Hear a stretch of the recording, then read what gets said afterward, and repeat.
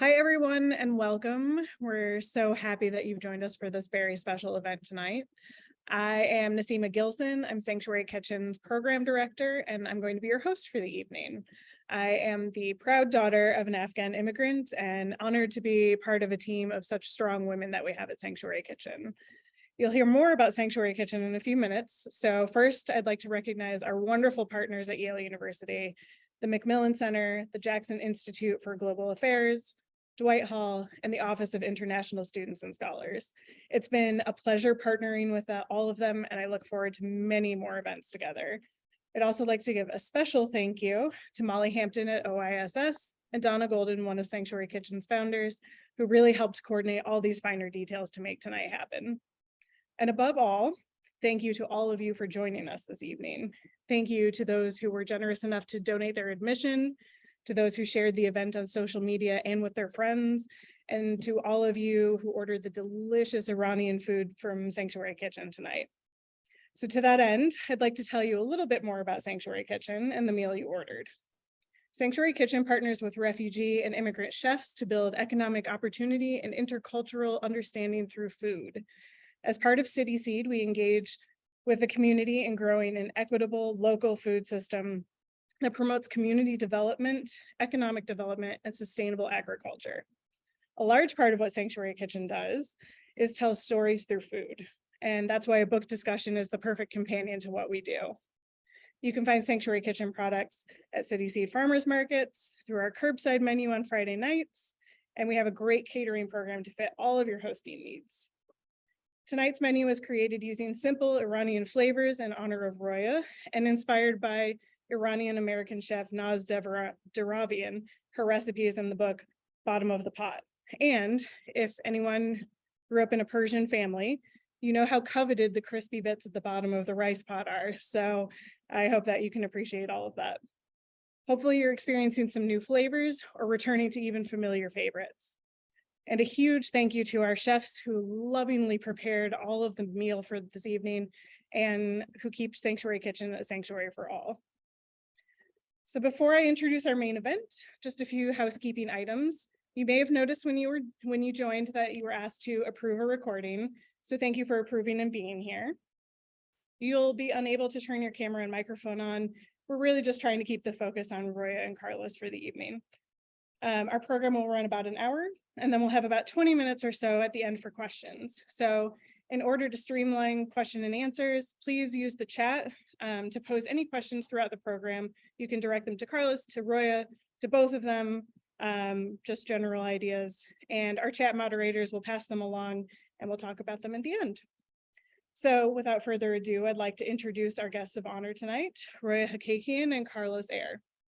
I hope you all had a chance to read Roya's incredible book, A Beginner's Guide to America for the Immigrant and the Curious. But even if you didn't, you're in for a treat tonight hearing about it. We're honored for her to be here tonight, as well as our wonderful moderator, Carlos, another refugee and an author with an infectious spirit.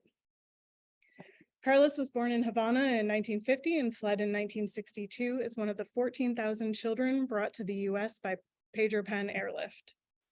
After 3.5 years, he reunited with his mother in Chicago, where he worked full-time jobs while attending high school and college.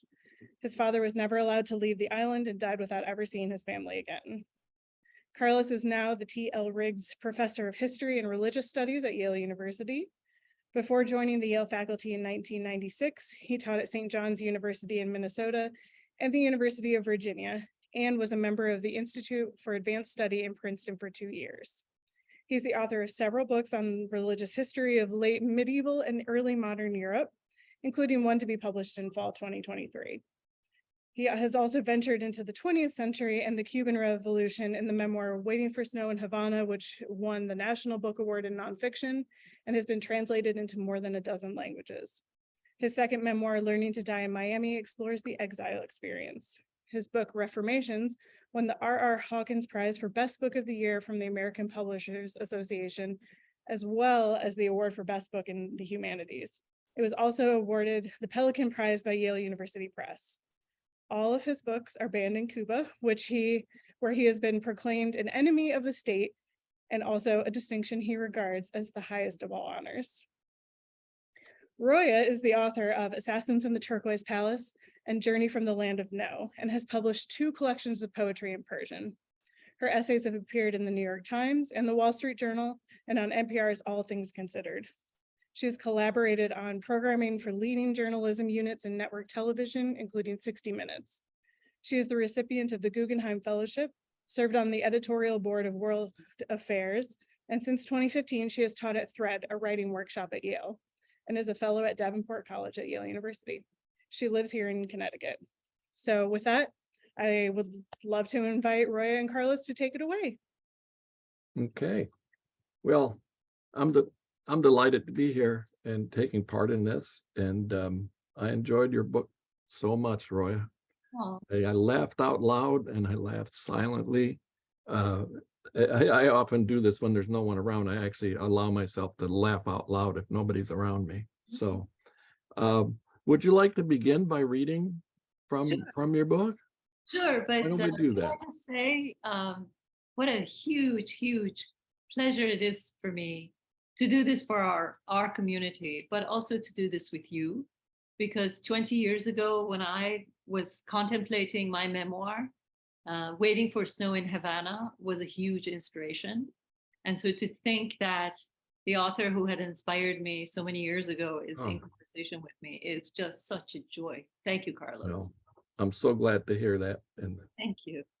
And I just heard that we're both enemies of state, including yes. in addition to being fellow authors and residents of Connecticut. So one of the nicest clubs in the world. yes. So I guess I'll read a couple of paragraphs because it would be nice for everyone who's in to hear kind of the sound of the book, and then we can move in and have our conversation. So this is from the very, very beginning of the book, chapter 1, and it's called Upon Arrival in America the Beautiful. The long-awaited day is here. You're almost in America. Up in the sky, you press your forehead against the glass and look down. There you see her for the first time. If you're arriving at night, America the jewel shimmers beneath. If in daytime, you see the outlines of her riches, the green of her lush woods, the blue of her Leviathan waters. Until then, you had only felt exhaustion and sleeplessness, but all that vanished at the first glimpse of the ground. Now there's only fear and excitement coursing through you. It has been a long time since you've been welcomed anywhere. Tears of dread, sadness, or gratitude. You cannot be sure. Blur your view of the forms you must fill out before you land. If you come from a country of compulsory dress codes, veils, scarves, niqabs, you might shed the layers now. But remember that soon customs officers would glance at the photograph in your passport and then at you standing there before them to reconcile the two versions of you. This is the first of many masks you will shed in the years to come. Beautiful. Beautiful. What day was that? I wrote the book I started the book in 2018, 2017. But I myself arrived in 1985, and the first thing I did when the plane took off from the airport in Tehran after we were in the air was to take off my headscarf. Oh, yeah, beautiful, beautiful. Do you remember the date, the exact date of my departure? Of your arrival? Oh, of course, May 5th. May 5th. You know, I call mine my second birthday. Yes. Yes. So that was part of the passage that I have in the book. Right. That yes. you will always remember this day. Oh, yeah. Yeah. It's a special day. And how much time did you spend in Europe in between? A year. I was a whole year. It was so you came directly from Cuba to. Yeah, I did. I did. Yeah. No, we had a very strange year going sort of from country to country because because not every, or at least at the time, not every US embassy in Europe was equipped to handle refugees, especially refugees from, certain countries, and Iran was one of them. Yeah. So we initially went to Switzerland because I think that was the visa that was easiest for us to get at the time.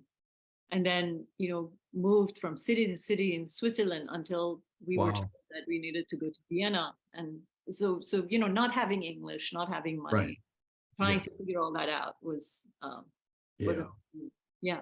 Oh no, I can only imagine, stretching it out, not knowing, when there would be the light at the end of the tunnel. That must be, and the Iran-Iraq war was still going on when you left, right? Or it was in the middle, and so part of the reason it had been hard to decide where to go was because it was very hard for an Iranian at the time to get a visa. It hasn't become any easier at all to Europe, because everybody assumed, and rightly so, that people wanted to just flee the country, and giving a visa would have meant that people stayed. So it was hell getting visas, and I'm sure. Yeah. And I'm sure uncomfortable living in between. Very uncomfortable. Really interesting, because it was very uncomfortable. It was, a year kind of in purgatory. I didn't know German, but I was interested. I was very young. I didn't want to sit at home. So I found that you could attend Vienna University, that they had free German lessons. Nice. So I went, but that at the same time, I always thought that I should be preparing to learn English, because ultimately, I'll be there in a few months. So, but then, there were other women with us in a 2-bedroom apartment. There were like 10, 12 people from time to time. And none of us knew each other. And, I mean, you can imagine, but yes, it certainly wasn't a refugee camp. So. It doesn't matter where you're coming from or where you're going. If you're a refugee, the similarities and experience are just amazing. Yeah. But you told me why you wrote this book, but for those of us, the others who are listening, why did you write this book? I already know the answer, but I think they need to hear it. That's really, so I'm curious to know whether you had this feeling too.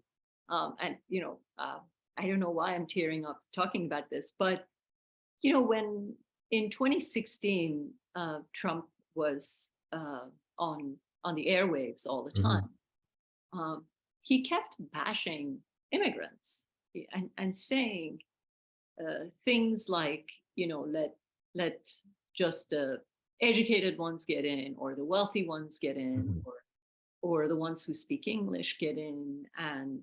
And then, Iran, of course, was one of the Muslim nations that went under the ban altogether.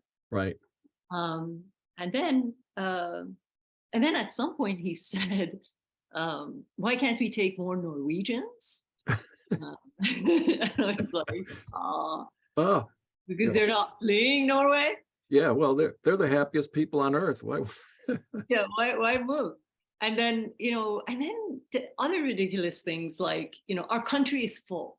And, I live in the suburbs, or, and we know that there is plenty of space and plenty of need to be filled.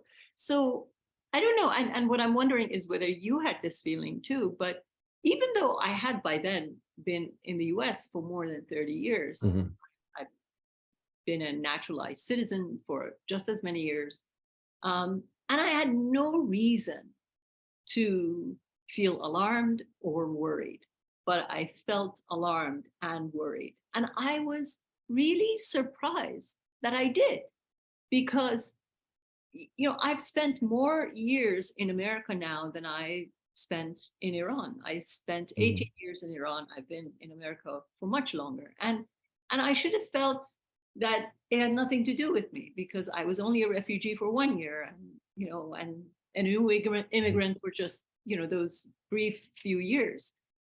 but it first really terrified me and really worried me. And then at some point, I felt that I should rise to the occasion and offer a response to some degree. And though, the book doesn't mention him in any shape or form, it was what I wanted to say on our behalf. Yeah, and that's beautiful. I didn't feel the same kind of threat, but I really, knowing so many other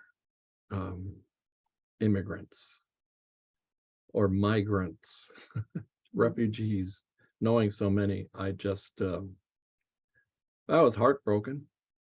But I did, for some reason, I didn't feel threatened. It's probably because I came here as a child, and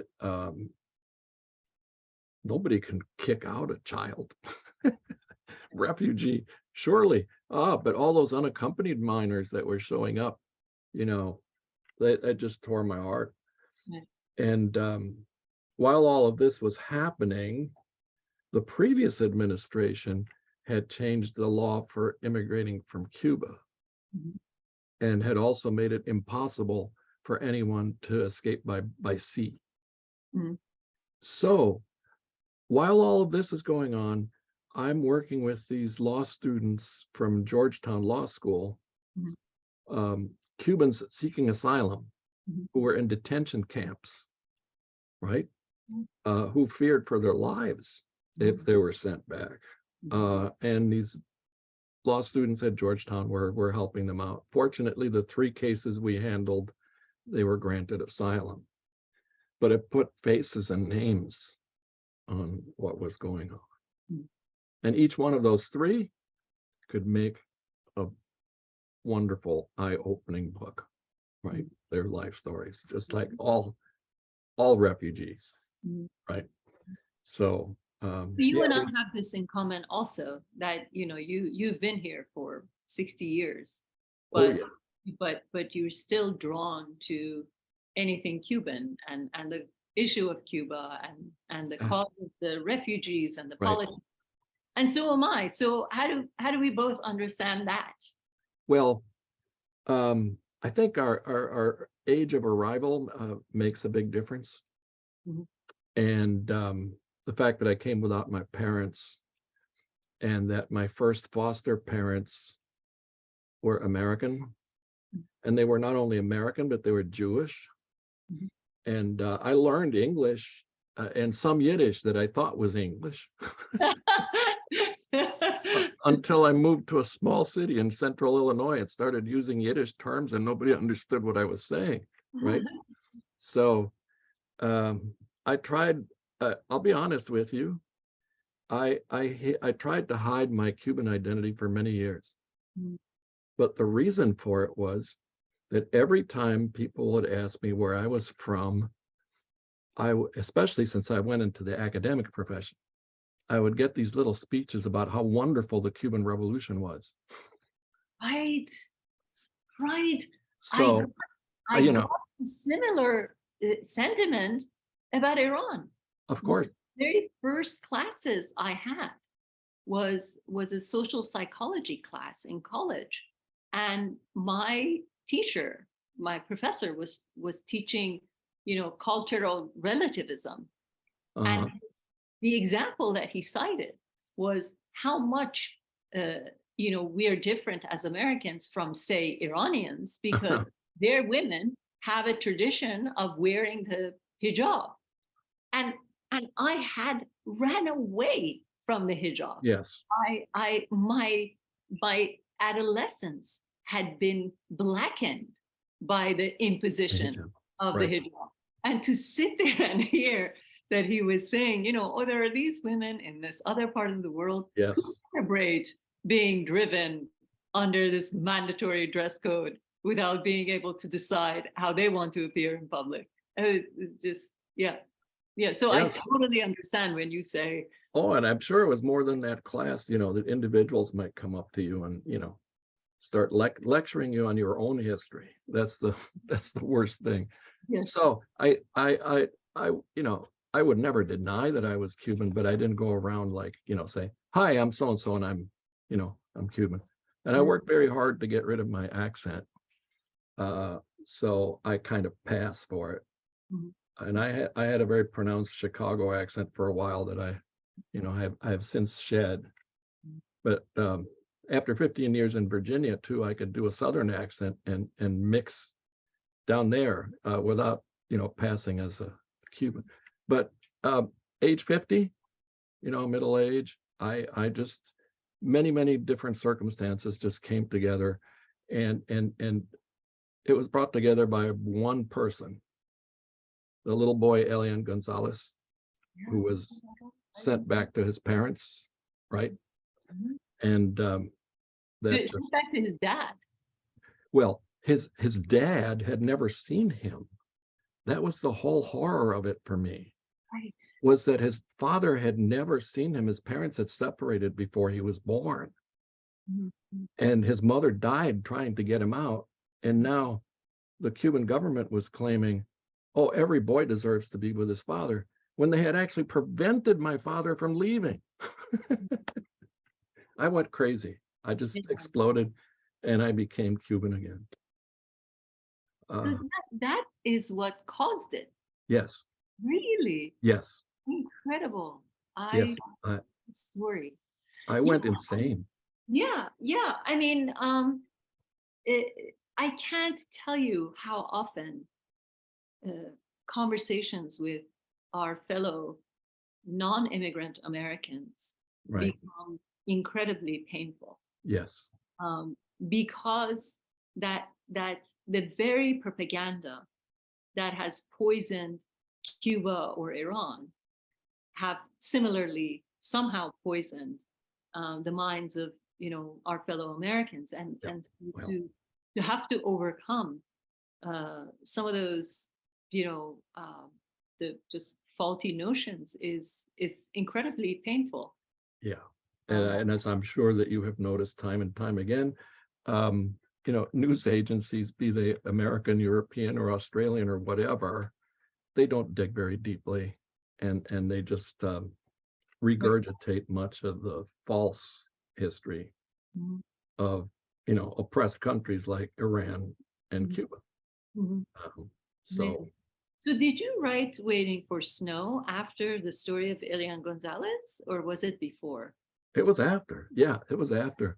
And he got sent back, and I think it was Easter of 2000. Easter Sunday, they grabbed him and sent him back. And I started writing it the last day of classes of that semester 2000, spring semester is 2000. And I wrote it in 3 months. I wrote every night between like 10 p.m. and 3 a.m. Wow.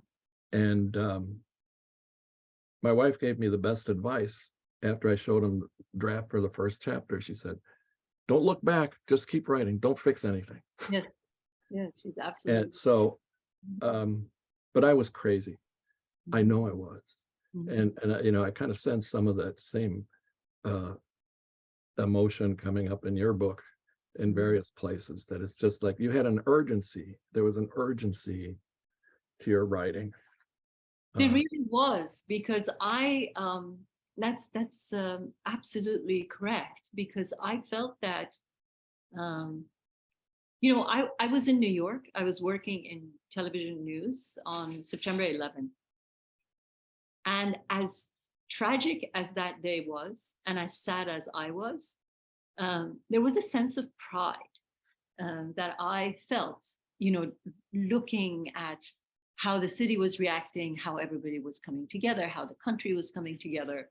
It was oddly uplifting in some ways. But 2016 was the opposite.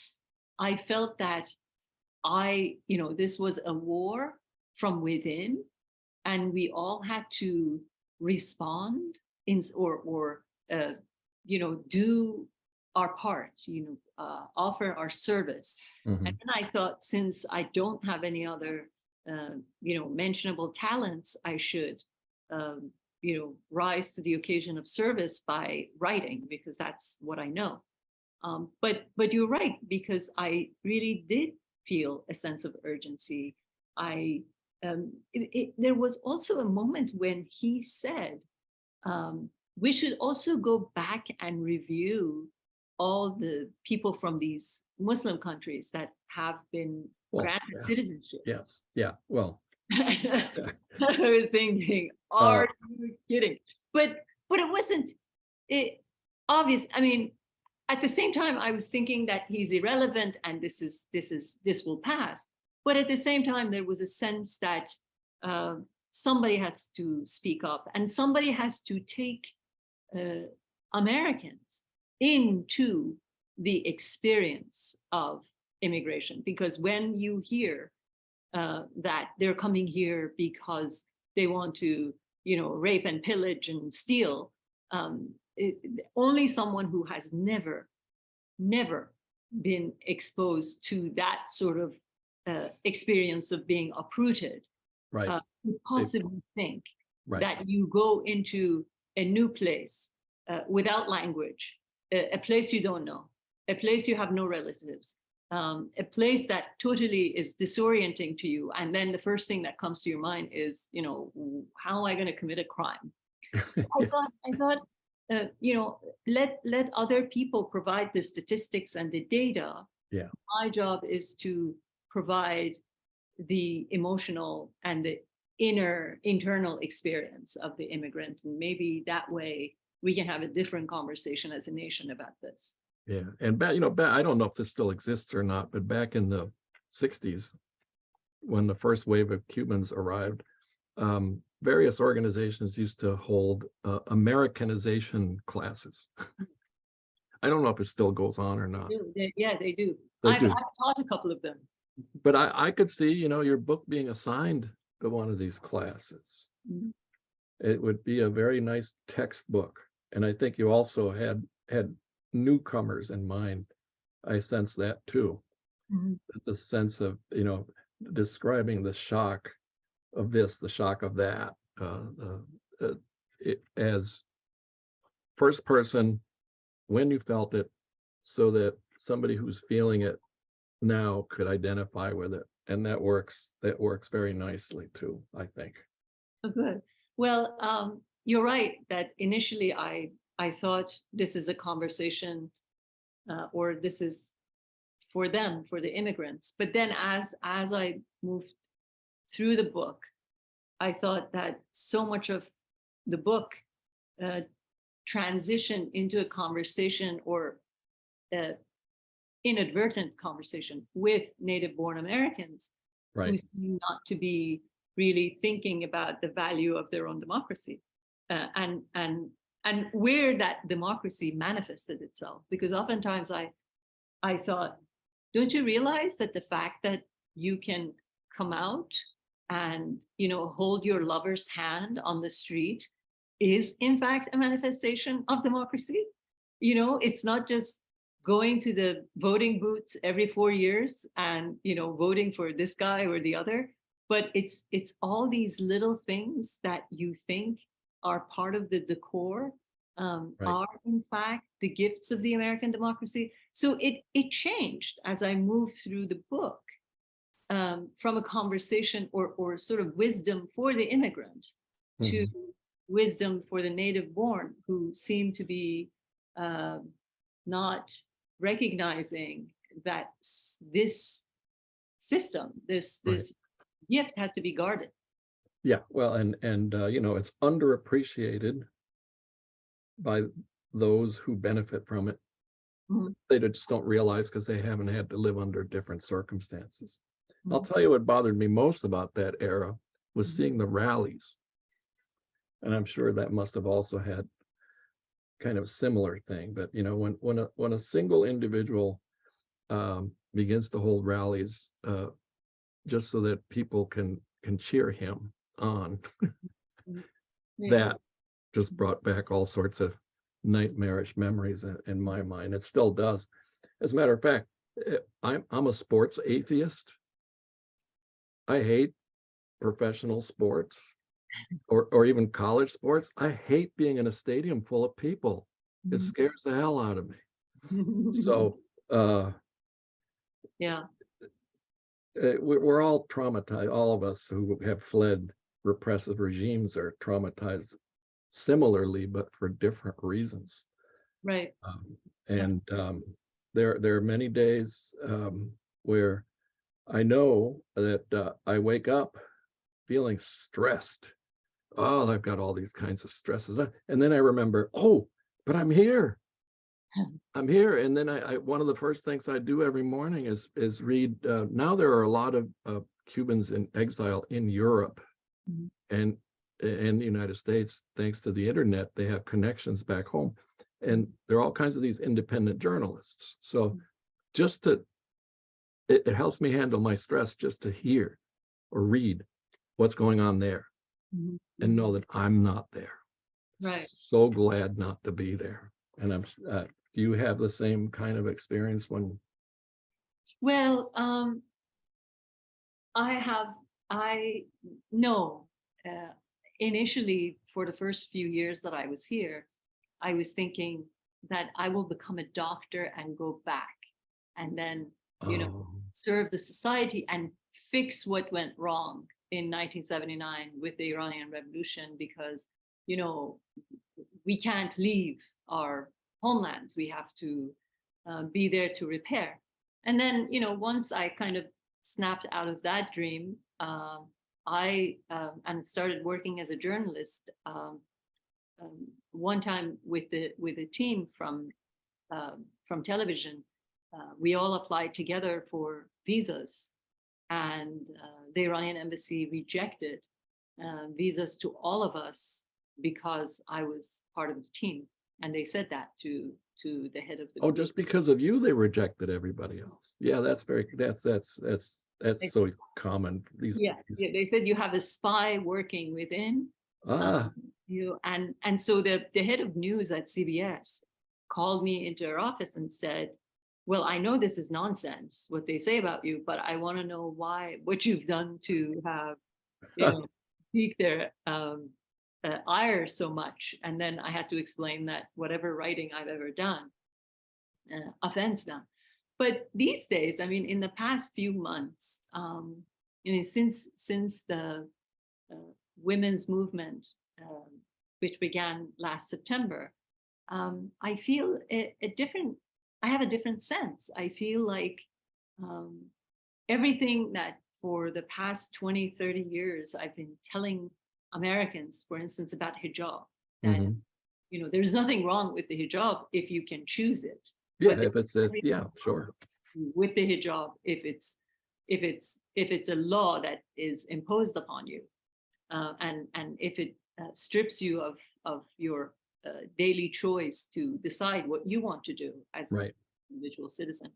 So all the things that I've been trying to say, just as you have, which has frustrated both of us in our interactions with our neighbors here in the United States, suddenly became visible because people inside Iran were demonstrating against the regime, against the mandatory dress code, against the supreme leader, and so I had a completely different sense, and in some very selfish ways, I felt I'm affirmed.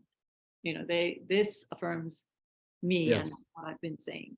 Did you have a very, very kind of painful mixed emotions when you watch these demonstrators? Especially knowing that they unlike Cuba, they actually shot the demonstrators, right? Oh, they did, and then So executed, hang them too. Yeah, I do, because I mean, my memoir. I mean, I wrote a memoir which was a very limited memoir. It began in 1974 and it ended in 1984. My whole purpose of that memoir was to tell the story of what happened to Iran, and so the last couple of chapters of the memoir are about what happened to our adolescents after the imposition of these dress code laws and the rise of theocracy in Iran. And so what was very incredibly moving and tragic was that I was seeing that the women who are on the streets now Right. are complaining about the same things that I wrote was happening to me 35 years ago, which meant that in some ways, 35 years had passed, but for them, time had stood still. Yes. And that the dictatorship had somehow froze the nation in this predicament. And many of them were the daughters or perhaps even granddaughters of the revolution. Yeah. Very Yeah. young. Exactly. Because I've noticed this in my country, it's the young who are most desperate because they still have all their future ahead. Right. So and they can't see it. They can't plan for it. Right. And they have the energy. So right. So Carlos, you said you laughed out loud. I'm curious to know, what about the book made you? There are many places where, I just had to laugh, like your perceptiveness. And maybe it wasn't that because you were telling jokes, but your take on American attitudes towards death. not just funerals, but cemeteries, and the kind of odd mix of like denial of death and maudlin sentimentality about, it was just the way that you expressed it just made me laugh out loud. But no chapter made me laugh out loud more than Selfistan. Welcome to Selfistan. Right. And if for those who haven't read your book, how could you briefly explain what you mean by Selfistan about the United States? Well, what makes this nation strong is ultimately what makes us weak too, which is no wisdom, because de Tocqueville said that to us in some ways, way back when he wrote his book. But our emphasis on individualism or on the self, the fact that somehow the self is sacred and needs to be taken care of and paid homage to, and paid tribute to all the time under all circumstances, is both really for people like us who have fled places that see no self, recognize no self, recognize no individuality, is a huge gift. But then, when you live here long enough, you recognize that sense of individualism is also our Achilles heel as a nation. Right. And so Selfistan is America. I think my as I said before, it's not that you're telling one joke after the other that makes me laugh, but that you're so your perceptions just ring so true. It's like an aha, what a moment. But seeing the paradoxes in American culture as an outsider, right? Mm-hmm. Some of these paradoxes are outrageously funny. But also the paradoxes of having to deal with your own exile community. I found those also hilarious. The good, the bad, and the ugly. Right. Oh yeah. Oh my God. Tell me. I want to hear what you and I have in common with our miserable fellow exile communities. Well, that this sense that you're in suspended animation. Mm-hmm. And that where you have high concentrations mm-hmm. of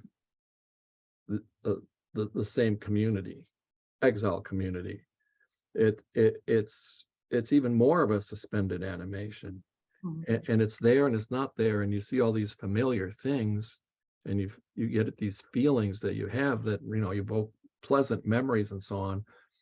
But of course, you have moments that evoke unpleasant memories and behaviors that you find annoying or perhaps even repulsive, right? Mm-hmm.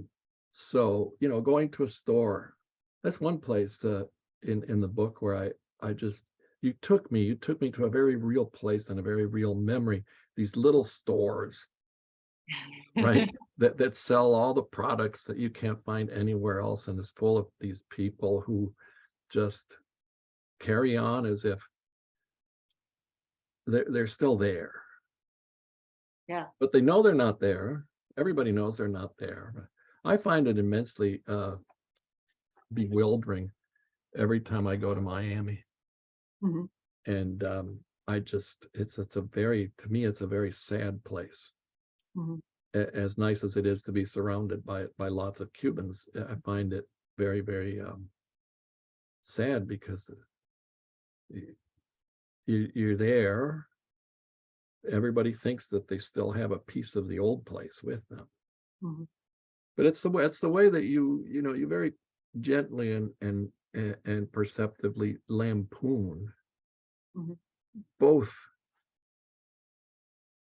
the exiles, Mhm. their community in exile, and those who just don't get it, the Americans who've been here who just don't get it at Right. all.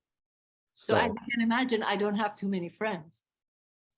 well, I guess you're not in a huge Iranian community here. No, no.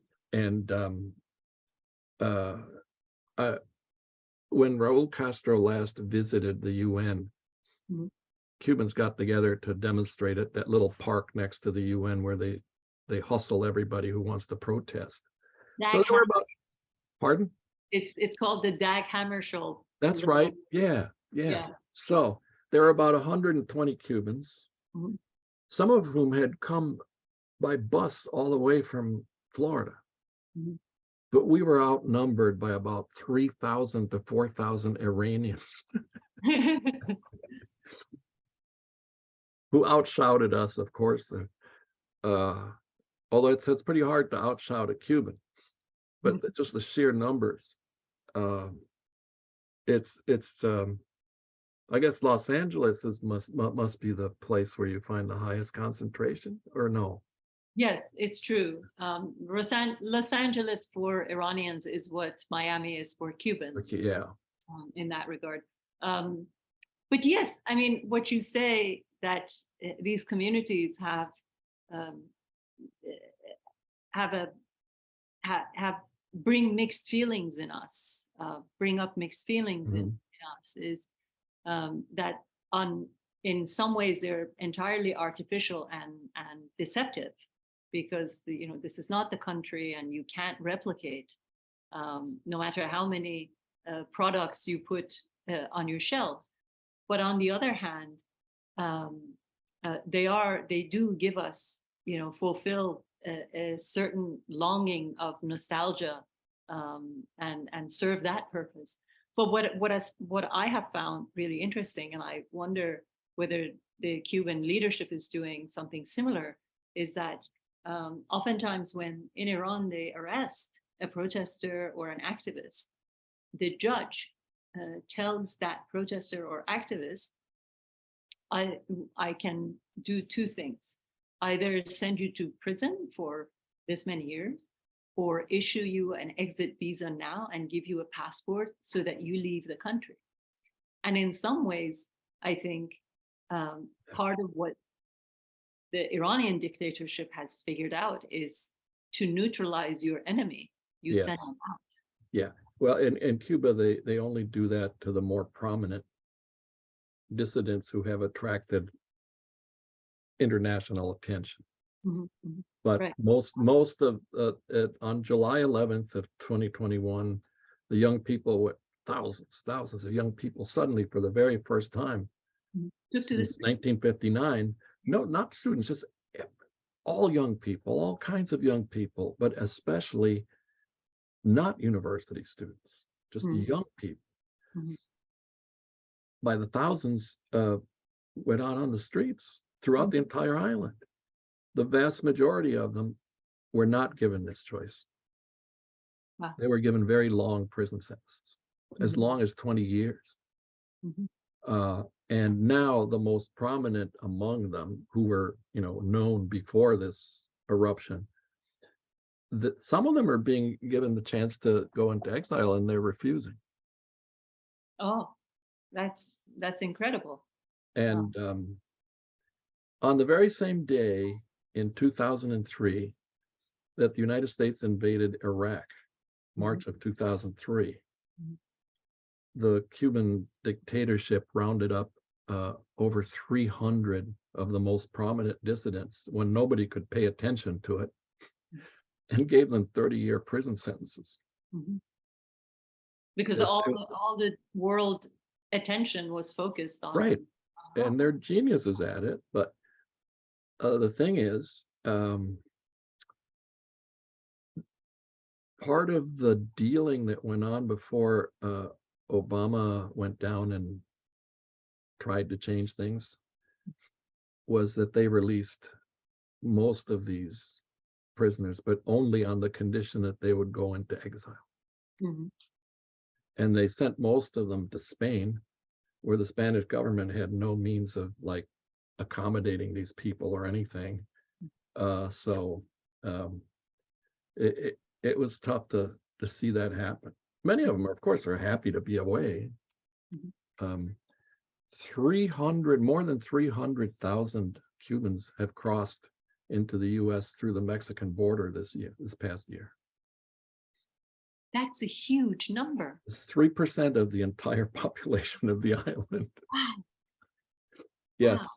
And Mexico allows this. And another 6,000 or 7,000 have tried to come by sea, but each and every one of them has been returned to the island. So, things are in flux. But the same thing was, that's going on in Iran, especially with the women and the demonstrations and so on. It's young people. That's what I notice. It is young people, but I think what makes the case of Iran interesting is that the older people are waiting to see how successful the youth can possibly be in order to follow in their footsteps or come out and support, because that's the generation that's terrified of the idea of another revolution. That's the generation that feels like, we ruined everything one time. Let's not do it again. So what I find really interesting is that the current generation, the youth, just like you described the youth of Cuba, feel that they have no future if they don't bring about this change, that there is nothing to look forward to. And that's why they've become somewhat fearless. And at least for the first 3-4 months, they went out and really faced the bullets. Yes, which is, we're back to the theme of, people born in the United States of any generation, first, second, third, fourth, fifth, whatever, they have not known what it's like to live in a repressive totalitarian regime. Right. So I have to tell you how frustrating some of the interviews I've given about this book have been. Oh, I'm sure. Because there was a time I was on a podcast that was based in San Francisco, and a very, very revolutionary interviewer brought me on, and I was talking about how oppressive life in Iran was and how I value what we have here, the openness, the ability to have conversations. And then she said, "Are you trying to say we have a free society?" And I'm like, "Yes." And I said, we're perfect, but we're really in a good place, and we can build on our past achievements and work out the kinks.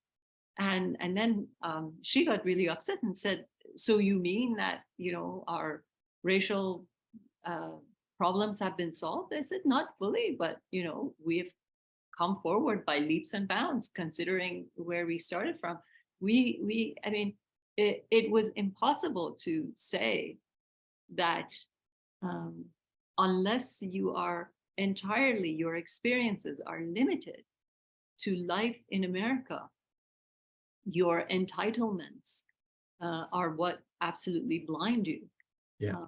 Because you cannot see that so many small things, including, by the way, I hope this was one of the segments of the book that made you laugh, including the way that, traffic laws actually do work in America, because, Yes. a red light doesn't do what a red light is supposed to do in Iran. Because the social contract is broken. So people see no reason why they should, honor a red light, and they go through it. Yes, And all these remnants of Puritanism. Absolutely. And would you say, because I got this sense too, you have a beautiful passage precisely about what you just said, how America has a way of getting past its bad history and fixing things and moving forward, right?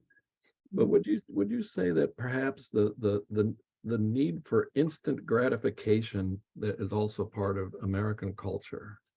yes, The fact that the country is only, less than 300 years old. Iran has millennia of history. The wrongs committed here to African slaves, Native Americans, Chinese Americans as a result of the Exclusion Act, and yes, so many other communities. Yeah, the Jews that we turned away from our harbors. My high school was full of Japanese students whose parents had been in concentration camps, right, and Jewish kids whose parents had been in concentration camps, right, which was just amazing. And right. also a lot of Chinese students whose families had fled Maoist China. And I remember, there are always the similarities of this kind of repression that puts people in a camp, right?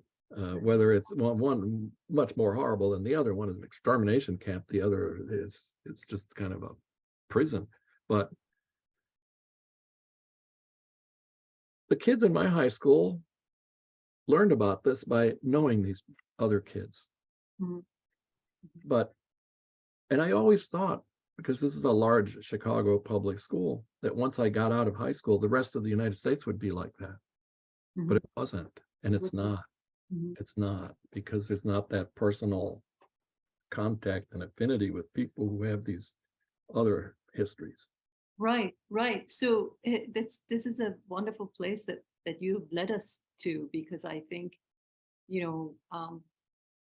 here's, we have for years and years thought that immigrants come to this country to, front our farms or take care of our elderly or staff our hospitals. But at this particular moment, I think the most important value that immigrants like you and me bring is this defense of democracy, is this idea that whatever we have, with whatever shortcomings that it may have, it is a cherished gift that we need to defend and protect and make better. Yes. I think that is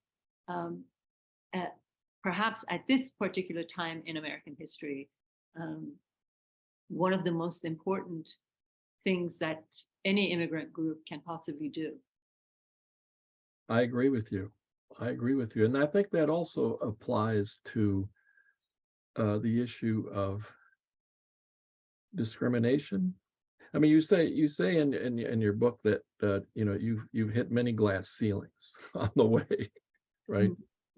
Back in your native country as well as here.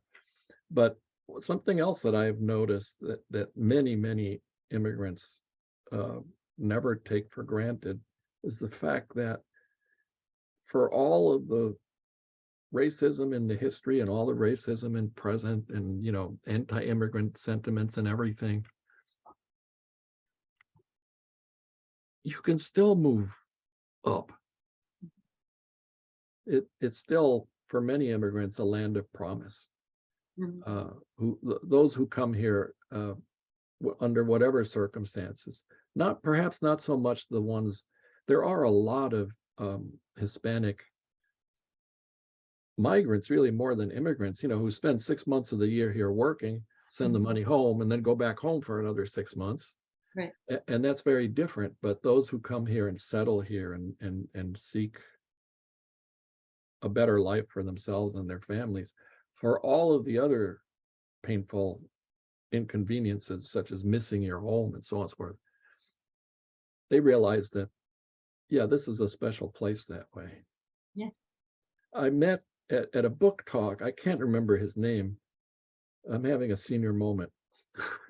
And it was a panel on memoirs, and he was Vietnamese, who had been one of the Vietnamese rescued from the American embassy roof in a helicopter. Oh, is this Viet Thanh Nguyen? I think it might have been. He's written a lot Refugees. of books. Yeah, he wrote a book called Refugees, and It might have been him, but is he also a dentist? Because this guy was a dentist, and no, this man came without his parents, went to college, dental school, had his dental practice, and he wrote books on the side. And after the question and answer period, he turned to me and he said, "Don't you feel that sometimes it's only the immigrants who understand what this country is really all about?" And I have to say, yeah, sure, yes. And it's, well, I think that we're not this has been going on for generations, since immigrants began coming to the United States. And I have to laugh because, my wife is very American. Her family, her oldest ancestors were Dutch in the Hudson Valley. And then her own grandmother came from England. But her mother wrote this very funny family history, which reads pretty much like this: so-and-so got pissed at the family and left. Or so-and-so got, tired of chopping wood for the Lord and left, and so on and so forth. It's such a long history of that going on here, but I don't think that, Canada, Australia, all these countries that had lots of space and took in lots of migrants have similar histories. But in the history of the human race, this is very relatively new. Yes. And the fact that not only that there's such a long history of it, but that it continues. Yet, as you experienced, as I have experienced sometimes, there's always the shock of meeting somebody who's not welcoming you, Right. or actually wants you to go back, Right. or worse. So, Right. And I think that comes across in your book very, very well. That it's everything's a mixed bag, right? Right. And I think you're very comfortable with paradox and very comfortable with irony, right? And I had a question for you. Now I might as well ask it. What I couldn't tell is, there are many cultures that actually cultivate irony and paradox. But what I have found is that every immigrant I have known here in the United States, very comfortable with irony and paradox. Is this something that you found you already had some of it and it increased by being an immigrant? I can't say, but I know that when I first came and I couldn't be funny, it was very devastating. Because I understood how much outside of this culture I was, because nobody was laughing at my jokes. I wasn't laughing at their jokes. They weren't funny to me. I wasn't funny to them. So I think capturing or becoming comfortable with the notion of wit in culture is actually the epitome of resettlement. Yeah.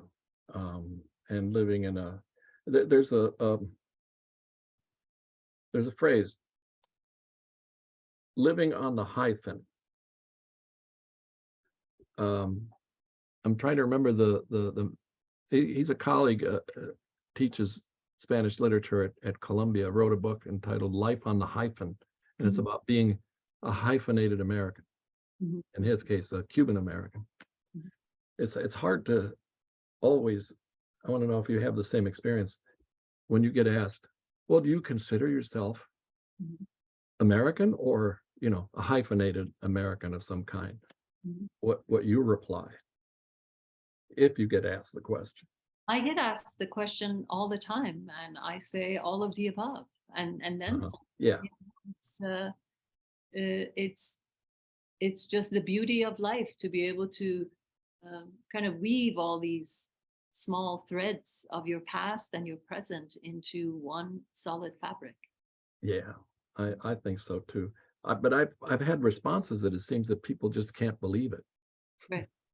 They can't believe that you can be all these things at once. Well, sorry.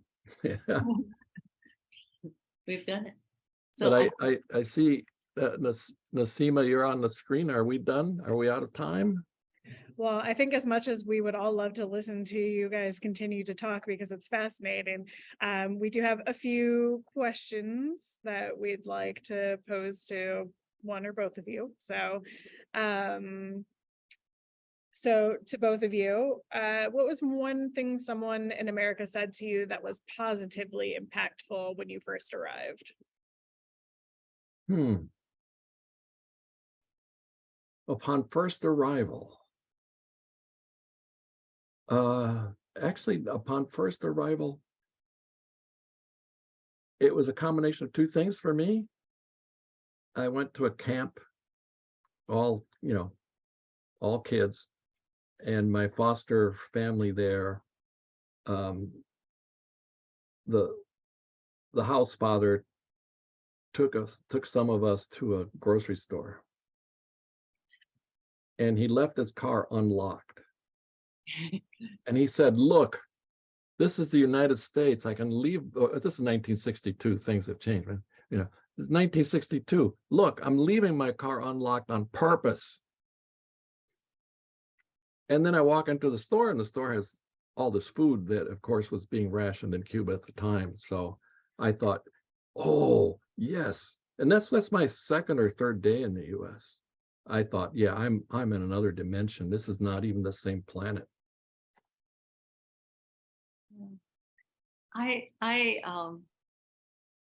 The first year I was in, first year and a half I was in college, and I felt so, out of place, and for reasons that I'm not sure are unclear to me, I ended up in a psychology class, a different class than the one I was talking about before, and the professor, who understood that I was a new immigrant and understood where I was coming from, and by the way, I had no oral English skills at the time. I mean, I could pass the test, I could read and, answer the multiple choice questions, but I really couldn't present any arguments in class or do anything. But he somehow understood what was going on, even though I couldn't articulate, and gave me a research position in his laboratory. And by the way, I did nothing. I mean, I did no research. I wasn't capable of really contributing. But it was such a beautiful act of kindness, that just gave me a sense that somebody understood, even without us sort of discussing it, and just gave me a home at the university. I was at Brooklyn College at the time, and gave me a foothold. And I had a, it wasn't, we didn't have dormitories, so it was a very different college experience. But that really created a small sense of belonging for me, which at the time was hugely important. Yeah, I can understand that. I mentioned, my dad is from Afghanistan, and I know that he has kind of a similar story of just like, when you don't know the language, the culture, it's a huge barrier between you and others. But all it takes is kind of that one person that can open up and really give you opportunities, and it changes your world forever. So, yeah, I that feels close to my heart for sure. So for Roya, when did you first feel that America was your home? Um, I'm sure there were other moments that were just as important, but the one that made me feel like I could actually live here and be here, or the one that sticks out in my mind at the moment is that, again, I didn't speak English, and I had already been a poet as an adolescent in Iran, so I felt that I had not just lost the country, but lost something that meant so much to me, and something that had allowed me to kind of distinguish myself. And so I had given up. I had given up that I could ever write in this language, or be a writer in any shape or form. And so I was a pre-med in college. I thought I was going to go to medical school, and I completely abandoned my previous dreams. And then at Brooklyn College at the time, Allen Ginsberg, the poet, ran a poetry class, and just by a whim, I showed up to his office one day and I said, I really, really like to be in your class. And he said, groovy. And then he said, I have a requirement of at least 30 poems that you have to have written. And I already had a book, but it was in Persian. So I gave him the book. And he, kind of scanned the book and said, you're in. And so the fact that, I think he green-lighted me, not just into the class, but into the language, which I was so worried about not being able to master. And I think that was a huge moment for me. That's amazing. I think our fellow poetry nerds are probably very jealous about about that aspect, because I know I am. So for both of you, to the American-born people on the call, what would you encourage an American to do or say to really help a refugee feel more welcome?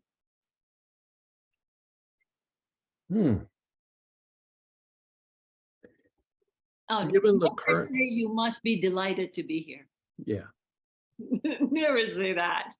It's just really, it used to piss the hell out of me when people said, oh, you come from Iran, so you must be delighted to be here. Which isn't to say, and I'm sure Carlos would agree, which isn't to say that we're not delighted to be here, but for people to assume that all that we went through can be summarized in the notion of delight was really offensive. Yeah, especially immigrants who have had to leave everything and everybody behind. That's a painful thing that word is very painful. Delight. Yeah, well, yeah, you are delighted in some way. But I'd say, to any given our current divisive culture is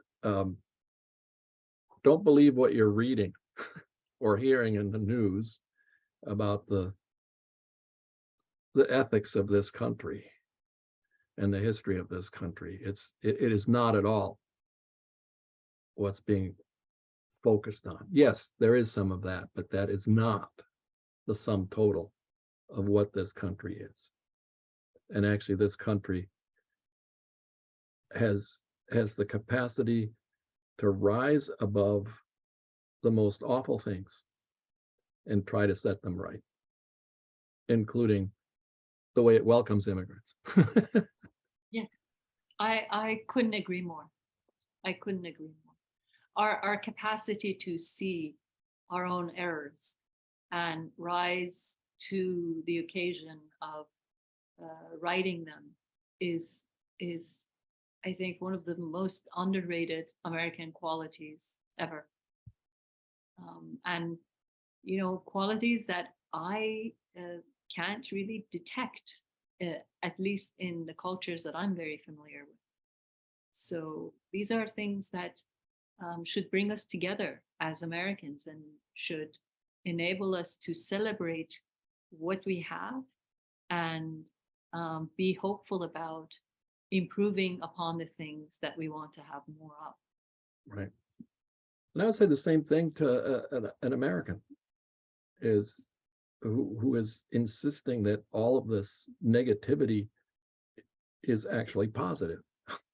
I would argue with, that all this negativity is not positive at all. It's not going to make progress. It's just going to create more problems. Agreed. So Roya, what parts of your Iranian culture and traditions and Judaism still play a role in your life in America? Do you speak Persian at home? Have you taught your children? I know as somebody, I never learned Farsi, and it's something that just every day I'm like, I really need to learn it. So yeah. It's all of the above. I mean, my kids speak Persian. I think they recognize that it makes them special at school. A long time ago, when they were very, very small and they didn't want to speak Persian, we were we would be in a very crowded place, and I would make fun of the way other people looked around us in Persian. And I was the first person who taught them, funny, I suppose, lightly vulgar words, because, I taught them poop and pee and all these things when they were very small. And so we had this secret language where we could make fun of other people around us. And I did that awfully bad maternal instruction, but just to kind of let them in on the beauties of having a second language that could create a sense of intimacy, no matter where you were. And I think it kind of stuck. So we do speak, not consistently, but we speak Persian at home, or Perglish, a combination of both. And we, just before I came on this conversation, we celebrated Shabbat together, and had an abbreviated, ceremony, just so I can make it to our 7 o'clock. So all of it. And I think that's also part of what America gives us, that we can be everything that we were and add new dimensions to what we were by adopting what we learn here and what we define as our American identity. Absolutely. Carlos is the same, right, Carlos? Well, I spoke Spanish to my 3 kids right at birth. I started speaking Spanish to all 3 of them in sequence. But they all reached a certain age where they just put up a wall. Yeah, but they get over that, no? Well, no, they didn't, because my wife Jane doesn't speak Spanish. So, and we were living in Charlottesville, Virginia, where I think there were only 2 other Spanish-speaking people. And it was weird. They would hear me speaking Spanish on the phone to my mom. Mm-hmm. And whenever she came to visit from Chicago, she didn't know any English, but it never took. But all 3 of them, their first word was in Spanish. But then they pulled back. Mm-hmm. But then my youngest, when he was about 3, asked me a question that made me laugh and cry at the same time. He asked, the Spanish word for grandma is abuela. Mm-hmm. Dad, why doesn't grandma abuela speak human?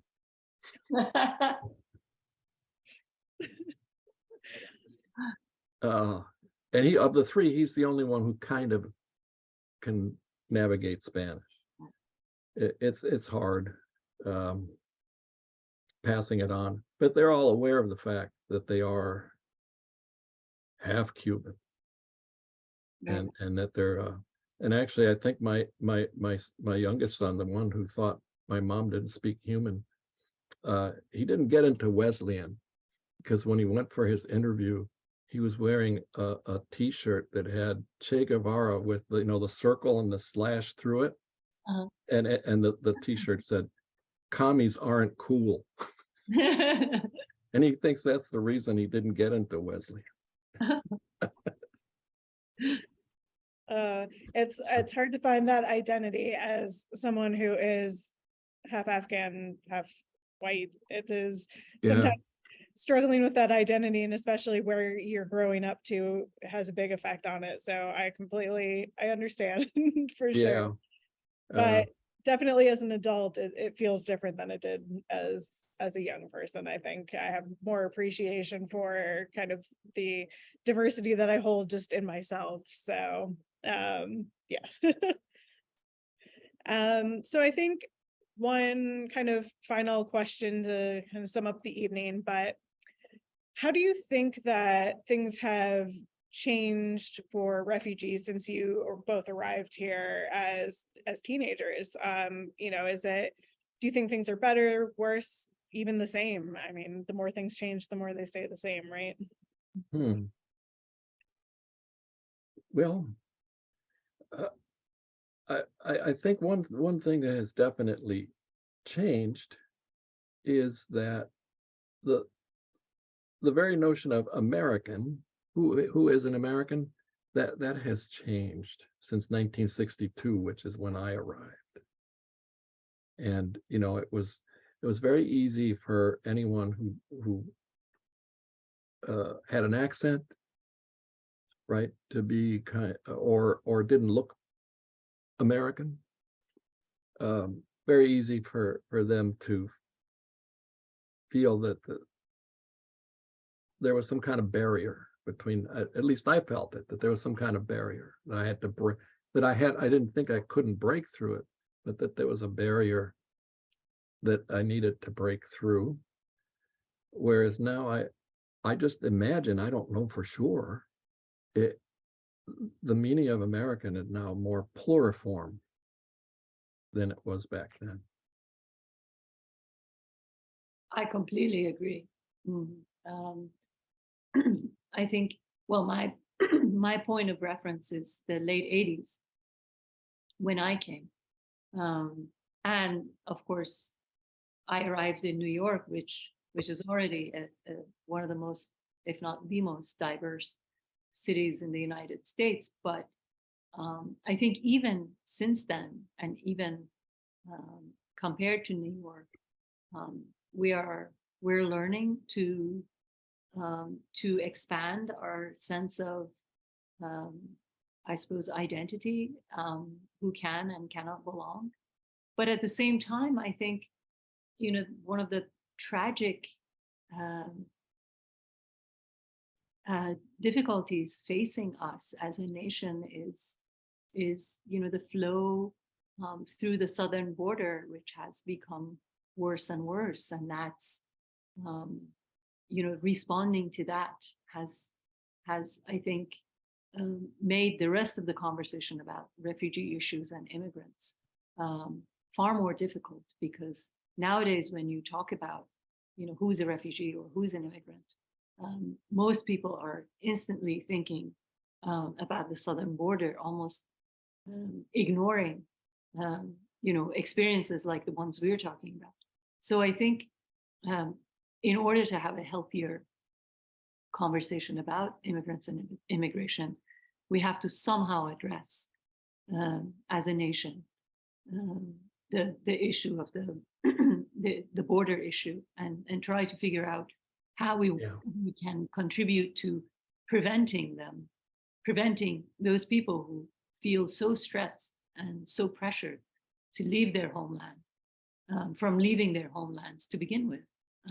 In other words, by the time they arrive at the southern border, it's the last leg of a process that could have been prevented, or at least I think in and the disorderliness of it all is bad for everybody. Yes, and I think it's really affecting the national conversation about. Oh yeah, most definitely, and it's bad for everyone, because this notion of the border not actually existing to the south, Right. That's not even broken now. It's but it puts everyone who crosses that border in a bad light. Right. And it makes it even more difficult to have a conversation when there seems to be no plan, which is what I find most incomprehensible, that there seems to be no plan, and they put people on buses and send them here and there, and when they get to these places, what do they do, and who's there to help them? There's no plan, and that's a shame. There's a shamefulness to it, Right. that even I, as an immigrant, feel ashamed of what's going on. I agree completely. There's a lot of work to be done.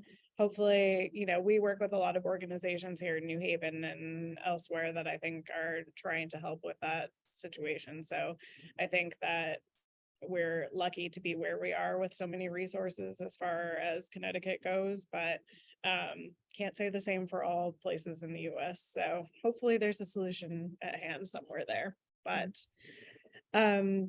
just want to thank you both for being here for this beautiful conversation that you had. Like I said, I'm pretty sure everybody could probably listen to you both talk about it for hours and hours. And it was an honor to have you both here for this event. So thank you so much for that. Well, it was an honor to be part of this event and to meet Roya, Yes. talk to her. It's been wonderful. Yes. Absolutely wonderful. Thank you so much. And thank you to our partners at Yale, our wonderful chefs at Sanctuary Kitchen, and all of you for joining us. We appreciate it so much, and we look forward to seeing you all again soon. So everyone stay safe, stay warm this weekend, and have a great night.